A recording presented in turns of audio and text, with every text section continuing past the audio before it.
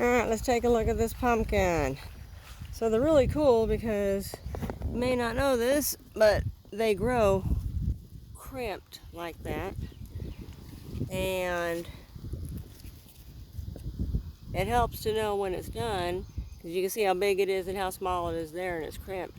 Once this gets to size of picking, that will be straight, and this part here is going to be huge as well on that side. And this one's ready for picking. That's one of those small baby ones. And we got a baby apple right there. Baby red apple. And more apples to come.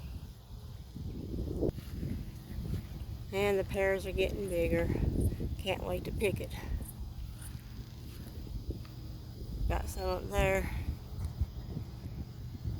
And if you notice, they all grow in pairs. There's some right here. See if I can get those. They all grow in pairs.